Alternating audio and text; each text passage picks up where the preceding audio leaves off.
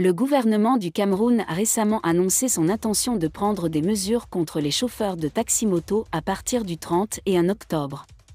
Désolé de vous interrompre, ce rapport peut contenir des commentaires soumis au choix de l'auteur. S'il vous plaît, si vous êtes nouveau sur cette chaîne, veuillez vous abonner et activer la cloche de notification.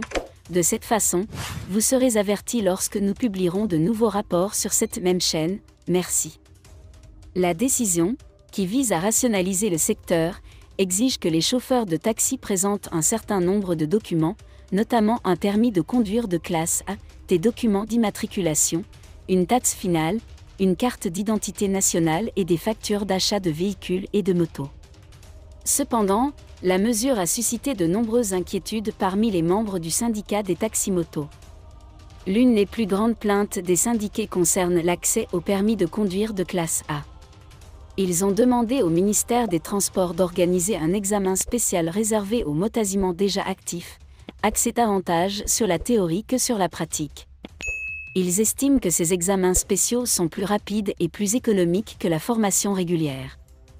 Mais ces contrôles ponctuels ont été suspendus par le ministère des Transports depuis plus d'un an, laissant les chauffeurs de mototaxi dans le pétrin. La question des documents enregistrement est également une impasse. Des sources européennes indiquent que de nombreux importateurs de motos opèrent dans la clandestinité et ne peuvent pas délivrer les certificats de conformité requis pour l'immatriculation des motos. Face à ces inquiétudes, les syndicalistes ont écrit une lettre au ministre de l'Administration territoriale, lui demandant de retarder la répression. Ils ont déclaré que sans l'aide du gouvernement, il ne sera pas possible d'obtenir tous les documents nécessaires d'ici le 31 octobre.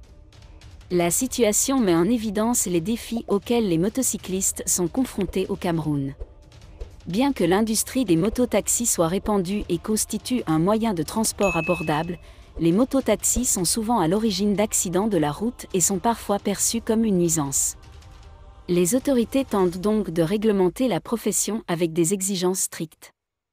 Cependant, les syndicalistes soulignent qu'il est difficile de répondre aux revendications dans les délais impartis, mettant ainsi en danger leurs moyens de subsistance. Le gouvernement et les représentants des taxis-motos doivent trouver un compromis équilibré pour réglementer le secteur.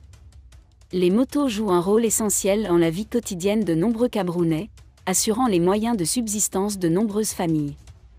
Il est essentiel de trouver le juste équilibre entre la sécurité routière et la survie économique de ces communautés.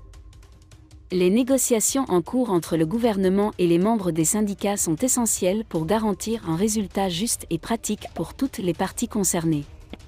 Merci d'être resté avec nous jusqu'à ce point. Comme toujours pour promouvoir la liberté d'expression, laissez vos opinions à ce reportage dans la section commentaires ci-dessous. Si vous avez aimé cette vidéo, merci de liker, partager, commenter et surtout vous abonner à la chaîne. Et on se retrouve très vite pour une prochaine vidéo.